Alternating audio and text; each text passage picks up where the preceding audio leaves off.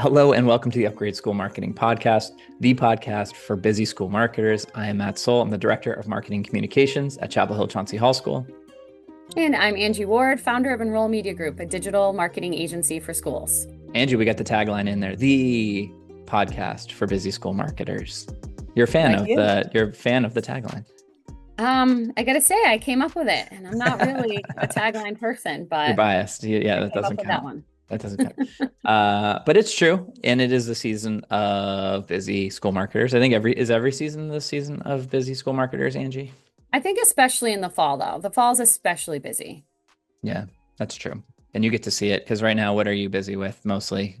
Open house marketing. It's all about getting families to campus. So a lot of social media ads, Google ads, Microsoft ads, LinkedIn ads, a lot of advertising to really get parents to schools at this time of year. And after that change, so when the October, November open houses happen, what's the shift that you're working with schools? Like what are they pushing at that point, really? A lot of lead nurturing strategies at that point to re-engage them through emails as well as ads and trying to get them to maybe take that personal tour if they didn't make it to the fall admissions events, info sessions, and then of course the application deadline and really starting to promote that. It's great. I think a good future topic, and I know you work with schools on it, is landing pages. As you know, as we get out of open house season and talk about more generally bringing people in and informing them, I know in talking to you, that's something that schools have found really successful. So, if anybody out there would like to hear more about how schools are creating successful landing pages, reach out to us. Or if you've created a successful landing page and you'd like to talk, I think that would be a great future topic for schools to hear about. But what are we talking about today, Angie? We are going to be talking about storytelling and how schools can stand out online. And our guest today is Emily Cretella. She's the founder and owner of Cursive Content, where she serves as a strategic storyteller and content marketing specialist exclusively for independent schools, private schools, colleges, and universities. With nearly 20 years of experience in marketing and communications, Emily helps school marketers craft powerful stories that attract ideal families, increase enrollment, strengthen school communities, and grow institutional influence. It's great. I think we can't talk about storytelling enough. I think it is the most important thing.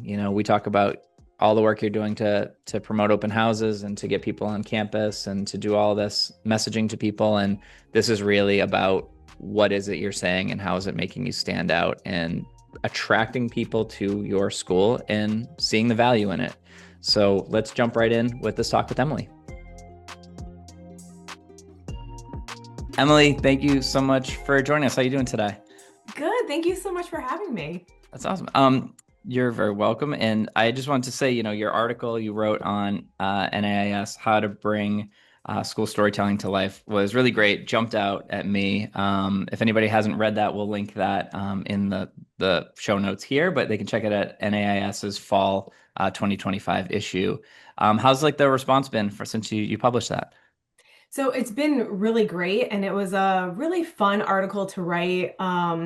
Just kind of forcing me to sit down and think about what schools need to know right now about storytelling, and in a way that I tried to make it as approachable as possible. I heard from, one school that really liked that there were actionable steps in it, not just saying how important storytelling is.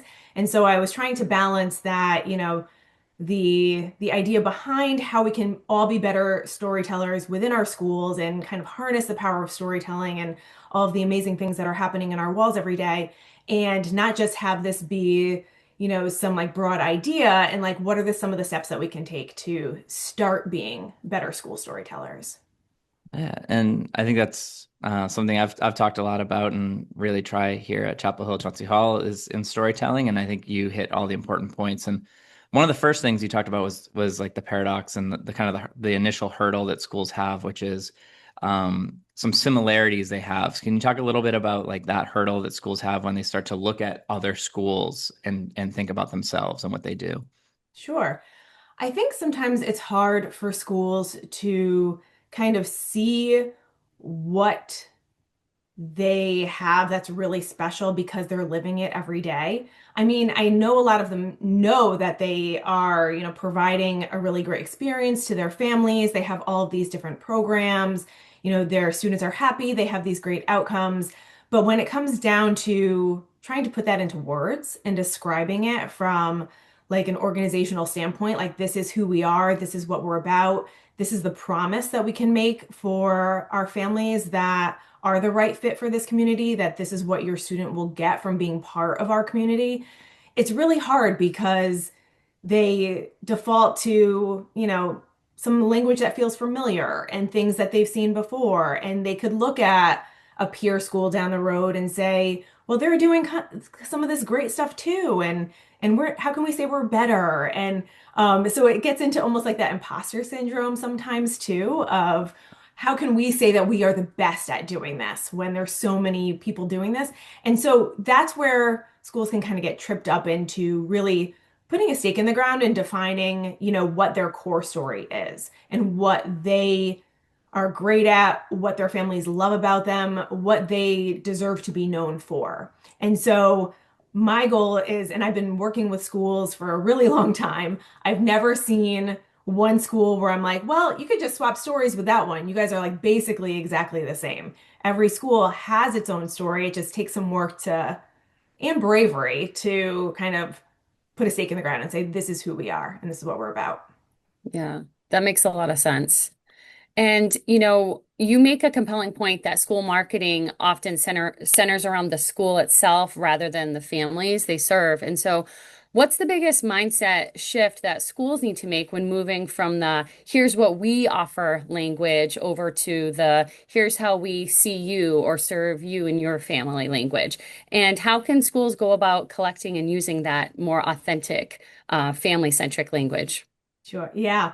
I think when a school does the work of trying to define who they are and what they're about, it's often in that institutional language. So it's the things that we're used to seeing, your mission statement, your vision, your like values, your philosophy. And that's always coming from the school's voice. Like, this is our mission. This is what we're working towards. This is our vision of who we're going to be. This is our philosophy of how we educate students. And so what I try to do from like a marketing standpoint is to say, all right, so what? So what does that mean to me as a mom?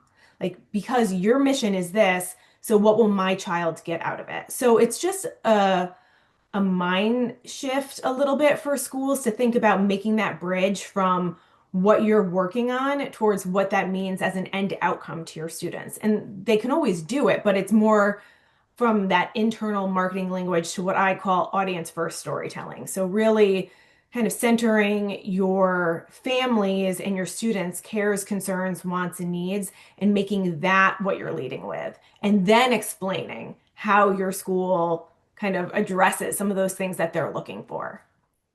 Hmm. I think that's important too about like, in school and admissions and marketing, you think of like stages that people are at, they're an inquiry and they're just learning about your school or they've toured and applied. And I think one of the things that has been a big shift for me personally is thinking about the audiences and what they want to hear at certain stages. Like an audience coming in for the very first time wants something very different than an audience coming in for a revisit day who already Yes. knows you, or the audience coming in for, our boarding school move-in day or whatever that is. Like, I feel like that shift for schools to like audience first is important in a lot of ways. Yeah. Yep. And it's coming up with almost like those reasons to believe at every step, So, and that's part of that school story building process. Like if you're looking at how you want to craft the foundational language that you use to talk about your school, it has to address each of those steps in that audience experience so that you're kind of framing who you are, what you're really good at, what your differentiators are, what big promises you're making to families about that experience. And then at every step of the way, what are some of those reasons to believe that you can give them that you're delivering on what you're promising to them? And so if you do all that work and come up with that foundational language and agree on that foundational language, then it's so much easier to develop materials to support that or talking points for your tours. But it starts with figuring out what that core language is. Yeah. And so speaking on that, you talk about the promise, and I think a big part that stuck out to me in the article is you share the schools you've worked with, like their big promise, you call it, Mm. like Mhm. Loomis Chaffee, Make Today Matter, and Schnick, what is it, Empowering Dyslexic Learners from Day Mhm. One. Yeah. So you make these really bold statements there. So I just wonder if you can kind of go a little bit into the process of how do you work with a school in making those promises. Like how do you and what do you look out for? Are there kind of missteps that you want to avoid, or things, but like a little bit inside of how you're making those big sticky promises. Yeah. So I think of when I work with a school on trying to figure out what their big promise is, it's almost like a creative umbrella that kind of pulls all of the story elements together. And I have schools think about it from like a family standpoint of if they come to your website, because lots of times the big promise will show up on, the first like the headline on the homepage of their website. And so if they have, your website up and they have some of the other schools that they're considering up in different tabs, what is going to really connect with your dream families, those right fit people that will, be a great fit for your community? What is going to grab their attention right away and say, this is exactly what I want for my child? At the end of this whole experience of them being a part of a school, I want them to do what, And so for Loomis Chaffee, it was, all of their families wanted their kids to kind of start having that impact on the world. They're very focused on, being really engaged and involved now, not waiting for college to like start making their impact as a human. And so having that big promise of like make today matter, when they get to this school, every day is going to have an opportunity for them to make a difference, for them to start working on who they are and who they're becoming. So, for those families, when they see a promise like this, that at this school, you're going to be able to do that starting on day one, that resonates with them and it at least gets them to kind of continue reading and continue exploring the school. But you want that promise to say, what is that outcome that we can promise no matter what the kid is interested in, whatever path they go down when they're here, what will they leave us with? And what can we, tell our families to expect? Hmm. Yeah, that makes a lot of sense. That's great. So in the article, you describe keeping a story simple as a very difficult exercise in restraint and intention. So what do you say to school leaders who worry that simplifying their message means that they could be leaving out, key important details about their programs, their traditions, and what makes their school special? Mhm.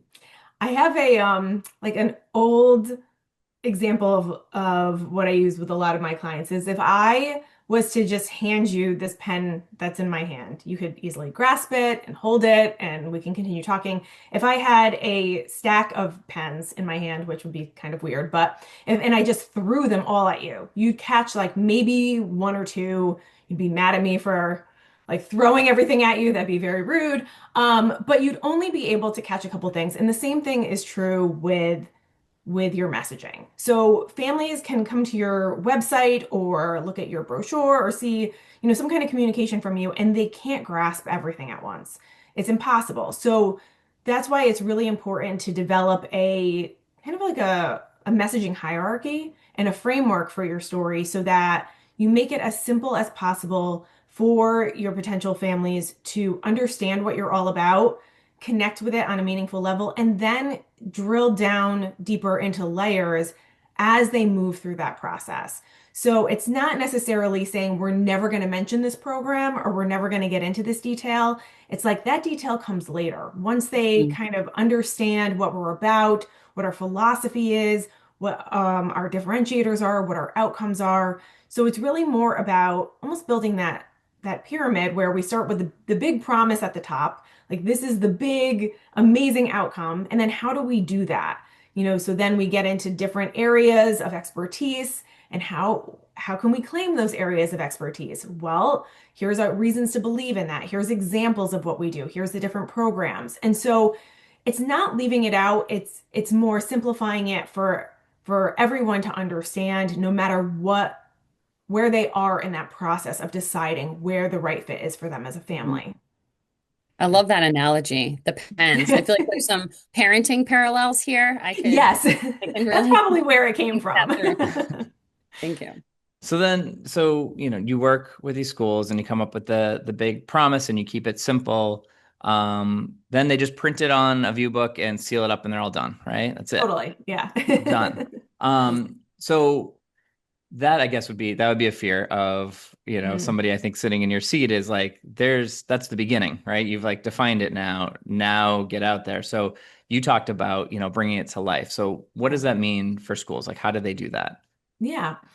So I think there's a difference between like your school story and school storytelling.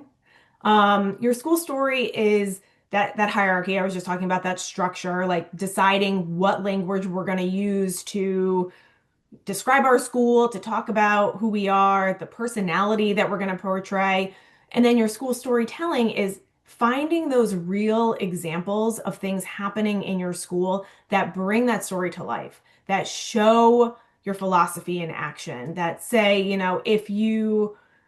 if one of your big promises is that, and I'm going to go back into one of the old common phrases of robust academics or rigorous academics.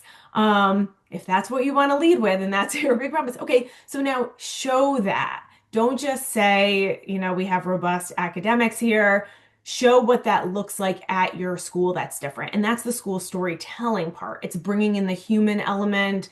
It is, talking to alumni and sharing their stories and their journey.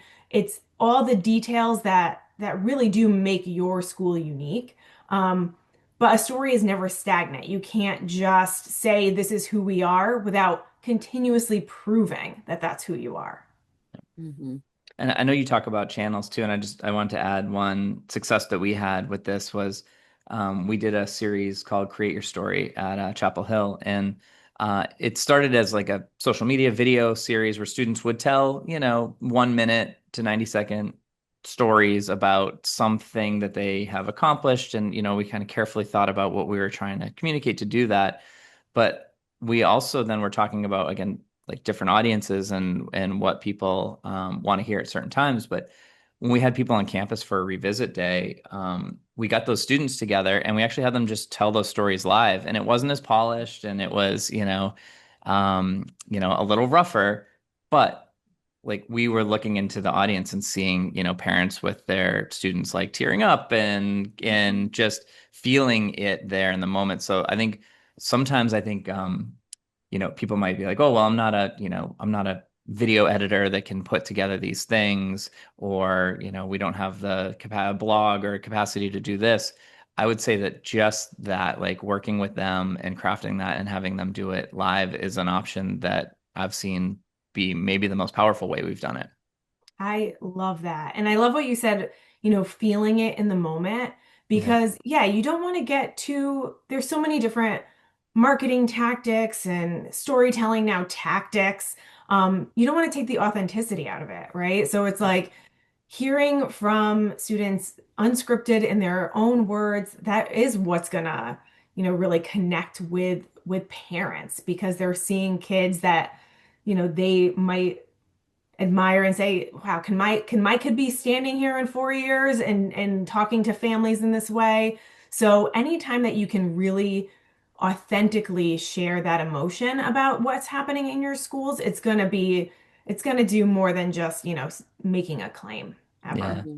And that's exactly it. It's like the relatability of it. And that's Yeah, where it being imperfect is great. Like kids aren't perfect, nobody's perfect. And right. to, sometimes have somebody up there who is so polished that the parent who is in the audience can't see that connection to be like, oh, I could see my kid getting to there. Um, Sometimes those imperfections help that in a lot of ways to say Yeah. like, oh, this is a real kid who started in a position where mine is, and I can see them getting to there. So yeah. Yeah, Oh, yeah, I that's love so that. true. Emily, our final question for you. You end the article by saying that storytelling isn't about being louder, but braver. So for a school that knows they're different, but maybe is afraid to lean into that, maybe because they're worried about alienating some families, what would you say to give them that courage to be braver? I think, and this is especially important, I think, with AI now, which of course is is a great tool for schools to, can help really streamline some tactics and some work that has to be done in marketing and communications.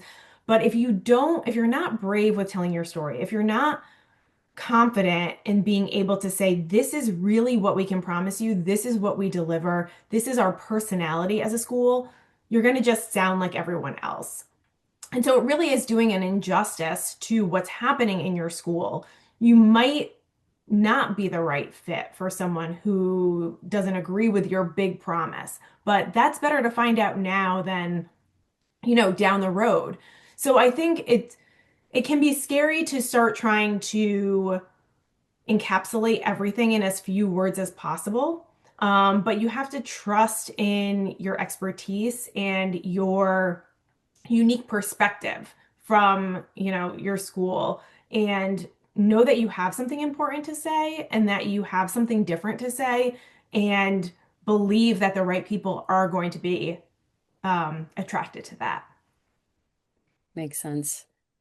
Emily, thank you so much. Yeah, that was a lot. Thank you so much for sharing all of this, writing the article, coming on to share all of this with everyone. I think these are some of the most important. We talk a lot about on here about all the different tactics on how to get messages out, and it can be through digital ads and through SEO and through all these things. But this is about having something actually meaningful to say, and I think it is Mm. the most important thing that schools need to be focused on. And I just wanted to know if people want to hear more from you or get in contact with you, how can they find you?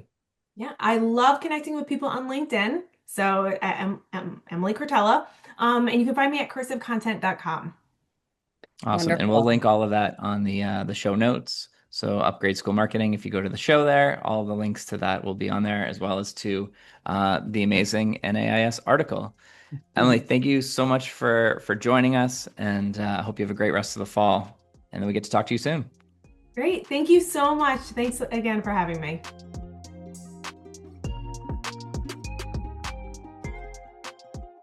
Thank you again to Emily for joining us on here. Incredible tips on how schools can define their message to really make it come to life. And I really think this is something that I'm taking to heart, and I'm always thinking about storytelling and how to stand out and be different. And I think, every school marketing person that I talk with is on that same boat. So this is really, really a helpful way to go through that. And for anybody who would like to dig in more on the NAIS article that Emily wrote, we're going to link that on the show notes. So go to Upgrade School Marketing, go to the show, and that'll be a link right there where you can see the full article. Remember to follow us on LinkedIn and subscribe to be the first to know about future Upgrade School Marketing podcasts. We are the podcast for busy school marketers. It's great. And in the words of Emily, be brave, everybody. Be brave in your school marketing, and we'll see you next time.